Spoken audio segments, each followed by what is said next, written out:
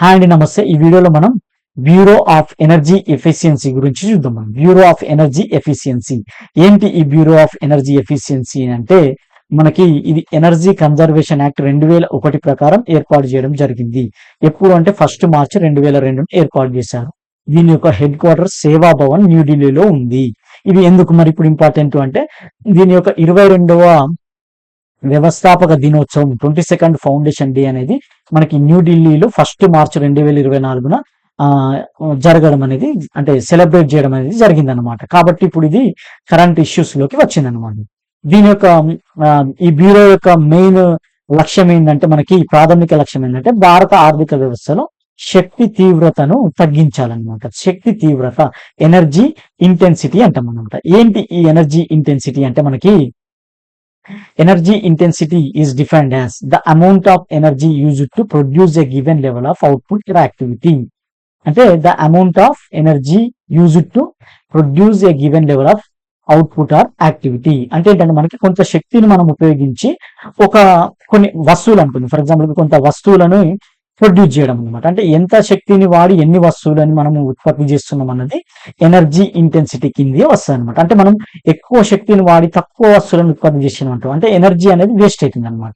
So energy అనేది తక్కువ శక్తి వాడి ఎక్కువ మనము ఉత్పత్తి చేస్తే మనం దాన్ని ఎనర్జీ ఇంటెన్సిటీ అనేది తక్కువ, అంటే మనకు ఎనర్జీ సఫిషియెంట్, అంటే మనకి తక్కువ వాడుతున్నాం అనమాట. అంటే ఎనర్జీ ఇంటెన్సిటీ ఎక్కువ ఉంటే మనకి తక్కువ, అంటే మనకి ఎనర్జీ ఎక్కువ వాడుతున్నట్టు, ఎనర్జీ ఇంటెన్సిటీ తక్కువ ఉంటే తక్కువ వాడుతున్నాం అనమాట. సో కాబట్టి ఏంటంటే మనకి ఈ బ్యూరో ఆఫ్ ఎనర్జీ ఎఫిషియన్సీ యొక్క మెయిన్ ప్రధాన లక్ష్యం ఏంటంటే శక్తి తీవ్రతను తగ్గియాలి. అంటే ఏంటంటే మనకి వస్తువులను ఉత్పత్తి చేయడానికి ఆర్థిక వ్యవస్థ తక్కువ శక్తిని వాడాలన్నది దీని యొక్క కాన్సెప్ట్ అనమాట. సో ఇది ఏంటంటే మనకి ఈ ఎనర్జీ ఇంటెన్సిటీ అంటే ఏంటంటే మనకి ఆ శక్తి యొక్క అసమర్థత కొలమానం అన్నమాట. అంటే మనకి ఎనర్జీ ఇంటెన్సిటీ ఎక్కువ ఉంటే మనకి ఆ ఆర్థిక వ్యవస్థ యొక్క ఎనర్జీ అనేది ఎక్కువ వాడుతున్నారు అన్నట్టుగా మనకు అర్థం వస్తుంది అనమాట. సో అట్లా గుర్తుపెట్టుకోండి. సో దీని యొక్క ఇంకా ఇతర లక్ష్యాలు ఉంటాయి. అంటే మనకి ఎట్లా అడుగుతారు క్వశ్చన్ అంటే ఈ క్రింది వాటిలో బ్యూరో ఆఫ్ ఎనర్జీ ఎఫిషియన్సీ యొక్క లక్ష్యం కానిది ఏంటి, అంటే ఆబ్జెక్టివ్ కానిది ఏంటి, అయినది ఏంటి అట్లా అడుగుతారు అనమాట. సో దానిలో భాగంగా మనకు కొన్ని ఇవ్వడం ఇట్లా మనం చూస్తున్నాం. ఏంటంటే మెయిన్ ఏంటంటే ఈ ఎనర్జీ ఎఫిషియన్సీకి సంబంధించినటువంటి వినియోగము, దాని పరిరక్షణ విధానాలు, కార్యక్రమాలను అభివృద్ధి చేయడం అనేది మనకి ఒక లక్ష్యం అనమాట. ఇంకా ఎనర్జీ కన్జర్వేషన్ యాక్ట్ లో చెప్పినటువంటి ఇంధన సంరక్షణ కార్యక్రమాలను ప్లాన్ చేయడము, నిర్వహించడము, అమలు చేయడము అదొక లక్ష్యము. ఇంకా నెక్స్ట్ వచ్చేసి ఈ ఫ్రేమ్ వర్క్, మనకి ఈ పాలసీ ఫ్రేమ్ వర్క్స్ ఉంటాయి కదా, దీనికి సంబంధించి ఎనర్జీ ఎఫిషియన్సీకి సంబంధించినటువంటి నేషనల్ లెవెల్, అదే విధంగా వాటికి సంబంధించిన నాయకత్వం వహించడము, వాటి ఫ్రేమ్ వర్క్ లను వాటికి డైరెక్షన్స్ ఇవ్వడం, ప్రోగ్రామ్స్ క్రియేట్ చేయడం అట్లా వస్తాయి అనమాట. కార్యక్రమాల విధాన ఫ్రేమ్ వర్క్ దిశను అందించడం ఇట్లాంటివి వస్తాయి అనమాట. నెక్స్ట్ వచ్చేసి మనకి ఈ ఎనర్జీ కన్జర్వేషన్ యాక్టివ్ లో చెప్పినట్టుగా మనకి ఏంటంటే పబ్లిక్ ప్రైవేట్ పార్ట్నర్షిప్ ద్వారా ఇంధన సామర్థ్య డెలివరీ మెకానిజంలను ప్రదర్శించడం అనమాట. సో పబ్లిక్ ప్రైవేట్ పార్ట్నర్షిప్ ను ఉపయోగించి మనకి ఎనర్జీ ఎఫిషియన్సీ మెకానిజం డెలివరీ చేయడం. ఇంకా మనకు వచ్చేసి to establish system and procedure to measure, monitor, verify energy efficiency results in individual sectors as well as at the national level. So మనకి జాతీయ స్థాయిలో అదే విధంగా వ్యక్తిగత రంగాలకు సంబంధించినటువంటి ఈ శక్తి సామర్థ్య ఫలితాలను కొలవడానికి, పర్యవేక్షించడానికి, అదే విధంగా ధృవీకరించడానికి సంబంధించిన వ్యవస్థలు మరియు విధానాలను ఏర్పాటు చేయడం అన్నమాట. ఇది ఒకటి. ఇంకా నెక్స్ట్ వచ్చేసి to promote awareness, energy savings and energy conservation.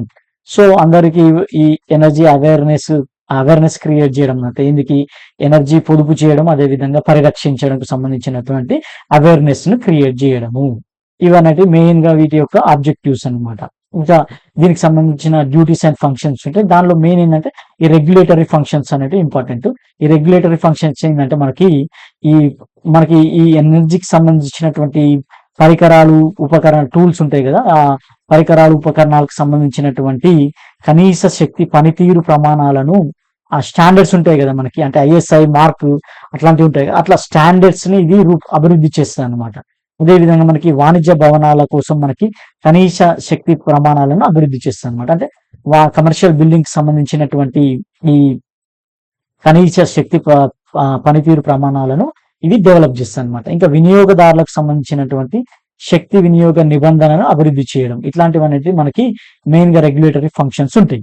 ఈ నోడల్ మినిస్ట్రీ అంటే మనకి ఈ బిఈ అనేది ఏ మినిస్ట్రీ కింద వర్క్ చేస్తుంది అంటే మనకి ఆ మినిస్ట్రీ ఆఫ్ పవర్ కింద ఉంటది అన్నమాట. సో ఇది కూడా అడగడానికి స్కోప్ ఉంటుంది. మనకి ఈ 22వ వ్యవస్థాపక దినోత్సవం జరిగిందన్నాం కదా, ఆ రోజు మనకు union power and new and renewable energy minister Shri S Raj Kumar Singh garu మనకి ఏం చేశారంటే ఈ స్టేట్ ఎనర్జీ ఎఫిషియన్సీ ఇండెక్స్ ని రిలీజ్ చేశారనమాట. సో ఇది important, state energy efficiency index ని ఆ రోజు రిలీజ్ చేయడం జరిగింది. సో అందుకే మనకి ఇది కరెంట్ అఫైర్స్ లో ఇంపార్టెంట్. సో ఏంది ఈ స్టేట్ ఎనర్జీ ఎఫిషియన్సీ ఇండెక్స్ అంటే మనకి ఇది 5వసారి రిలీజ్ చేసిండ్రు ఇప్పటి వరకు.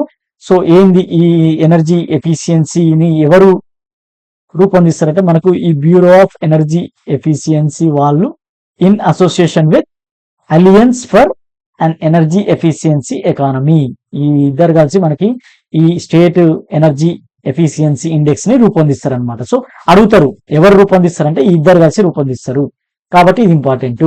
ఇదేంటంటే మనకి స్టేట్స్ మనకు రాష్ట్రాల యొక్క ఇంధన సామర్థ్య అమలు యొక్క వార్షిక పురోగతిని అంచనా వేస్తారనమాట. సో మనకి ఏంటంటే ఈ ఇంధన సామర్థ్యం ఎఫిషియన్సీని మనకు ఎవ్రీ ఇయర్ ఎట్లా వాటి యొక్క పురోగతి ఉందన్నది ఇది ఈ ఇండెక్స్ రూపంలో మనకి వీళ్ళు రిలీజ్ చేస్తారనమాట. సో ఇదేంటంటే మెయిన్ గా 7 డిమాండ్ రంగాల యొక్క 65 గుణాత్మక పరిమాణాత్మక సూచీలను ఉపయోగించి మనకు ఈ ఇండెక్స్ ను రూపొందిస్తారనమాట. ఏంటి 7 డిమాండ్ రంగాలంటే మనకు భవనాలు, పరిశ్రమలు, మున్సిపల్ సేవలు, రవాణా, వ్యవసాయం, విద్యుత్ పంపిణీ సంస్థలు, అదేవిధంగా క్రాస్ సెక్టర్ ఇనిషియేటివ్స్ అంటే మనం. సో క్రాస్ సెక్టర్ ఇనిషియేటివ్స్ ఈ 7 డిమాండ్ రంగాల యొక్క 65 సూచికలు అంటే గుణాత్మక పరిమాణాత్మక క్వాంటిటేటివ్ క్వాలిటేటివ్ అవుట్పుట్స్ సూచికలను తీసుకొని ఈ ఇండెక్స్ ని రూపొందిస్తారనమాట. ఈ మన రాష్ట్రాల యొక్క ఇంధన సామర్థ్యం యొక్క పురోగతిని అంచనా వేస్తారనమాట. సో ఇది ఇంపార్టెంట్. దానికి సంబంధించి ఏది కరెక్ట్ ఏది అని అడుగుతారు అనమాట. ఏర్పాటు చేసేదేమో వీళ్ళు, అదే విధంగా 7 డిమాండ్ రంగాలు తీసుకుంటారు, 65 గుణాత్మక పరిమాణాత్మక తీసుకుంటారు. ఆ 7 రంగాలు ఏంటి కూడా అడగడానికి స్కోప్ ఉంటుంది అనమాట. దానిలో భాగంగా మనకి ఏంటంటే ఈ SEI 2023 ప్రకారం ఏంటంటే మనకి ఈ స్టేట్స్ యూటీస్ ని మనకి 4 రకాలుగా వర్గీకరించారు. ఏంటి అంటే మనకి ఫ్రంట్ రన్నర్ అంటే మనకి వాళ్ళ స్కోర్ అంటే స్టేట్ యొక్క స్కోర్ 60 లేదా అంతకంటే ఎక్కువ ఉంటే దాన్ని ఫ్రంట్ రన్నర్ అంటాం. నెక్స్ట్ వచ్చేసి అచీవర్ 50 నుంచి 59.75 అంటే దాన్ని మనం అచీవర్ అంటాం. కంటెండర్ అంటే 30 నుంచి 49.75 అంటే దాన్ని కంటెండర్ అంటాం. ఇంకా ఆస్పిరెంట్ అంటే 30 కంటే తక్కువ ఉంటే మనము ఆస్పిరెంట్ అంటాం అనమాట. సో ఇది దాని ప్రకారం ఏంటంటే ఫ్రంట్ రన్నర్ 7 స్టేట్లు వచ్చినాయి. ఏంటి అంటే మనకి ఆంధ్రప్రదేశ్, హర్యానా, కర్ణాటక, కేరళ, మహారాష్ట్ర, పంజాబ్, తెలంగాణ. సో మన తెలంగాణ రాష్ట్రం అనేది ఫ్రంట్ రన్నర్ ఉన్నది కాబట్టి కొంచెం ఇంపార్టెంట్. నెక్స్ట్ అచీవర్ అనేది అస్సాం, ఉత్తరప్రదేశ్ ఉంది అనమాట. సో కింది వాటిలో దానికి సంబంధించి కరెక్ట్ ఏంటంటే మనకి తెలంగాణ అనేది ఎక్కడ ఉందంటే అచీవర్ లో ఉందంట, అప్పుడు అది తప్పు అవుతుంది. సో ఫ్రంట్ రన్నర్ లో ఉంది. నెక్స్ట్ ఆస్పిరెంట్ ఇక మిగతా స్టేట్ అనే ఆస్పిరెంట్ వచ్చాయి. కంటెండర్ గా వచ్చేసి 3 స్టేట్లు ఉన్నాయి, గోవా, జార్ఖండ్, తమిళనాడు. ఇవి 3 స్టేట్స్ ఉన్నాయి అనమాట.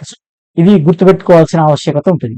విత్ ఓవరాల్ టాప్ స్కోర్ అంటే 86 అవుట్ ఆఫ్ 100 లో 86 తోటి మనకి ఓవరాల్ గా టాప్ పర్ఫార్మర్ ఎవరంటే కర్ణాటక అనేది మనకి టాప్ లో వచ్చింది అనమాట. సో అన్నిటి పరంగా చూసుకుంటే ఎనర్జీ ఎఫిషియన్సీలో ఎవరి యొక్క పురోగతి బాగుందంటే కర్ణాటక రాష్ట్రం యొక్క పురోగతి బాగా ఉంది అనమాట. ఇది 2023 ఇండెక్స్ ప్రకారం.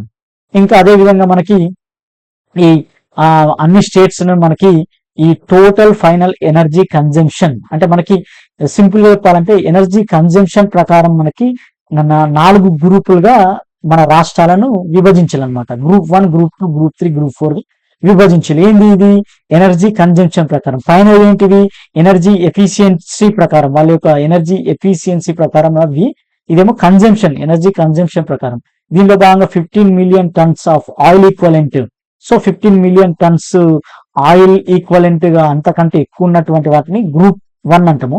గ్రూప్ 2 అంటే 5 to 15, ఇంకా గ్రూప్ 3 అంటే 1 to 5, గ్రూప్ 4 అంటే less than 1 అన్నమాట. సో అన్ని మిలియన్ టన్నులు ఆయిల్ ఈక్వలెంట్ ఎనర్జీ కన్జంప్షన్ ఉంటే మనం అది అందులో టాప్ గ్రూప్ 1 లో ఉన్న టాప్ ఏంటంటే మనకి కర్ణాటక అనమాట. మిగతా స్టేట్లు కూడా ఉంటాయి. అందులో టాప్ ఏముందంటే గ్రూప్ 1 లో టాప్ ఉన్నది కర్ణాటక, గ్రూప్ 2 లో టాప్ ఉన్నది ఏంటంటే ఆంధ్రప్రదేశ్, గ్రూప్ 3 లో టాప్ ఉన్నది ఏంటంటే అస్సాం, గ్రూప్ 4 లో టాప్ ఉంది ఏంటంటే చండీగఢ్. సో ఇదేంటంటే energy consumption. So energy consumption లో అత్యధికంగా ఉంది ఏంటంటే మనకి కర్ణాటక. ఎనర్జీ ఓవరాల్ స్కోర్ ప్రకారంగా కూడా కర్ణాటక అనే టాప్ వచ్చింది అనమాట. సో కాబట్టి దీని ప్రకారం మనకి ఏంటంటే ఇది మనకి ఏంటి మనకి స్టేట్ ఎనర్జీ ఎఫిషియన్సీ ఇండెక్స్ అన్నమాట. సో కాబట్టి ఏంటంటే బ్యూరో ఆఫ్ ఎనర్జీ ఎఫిషియన్సీ అనేది కరెంట్ అఫైర్స్ లో రావడానికి స్కోప్ ఉంటుంది. అదేవిధంగా ఇక్కడ ఎనర్జీకి సంబంధించినటువంటి సెక్టార్ కు సంబంధించినటువంటి దాంట్లో మనకి ఎకానమీలో కూడా రావడానికి స్కోప్ ఉంటుంది అనమాట. థ్యాంక్ యూ అండి.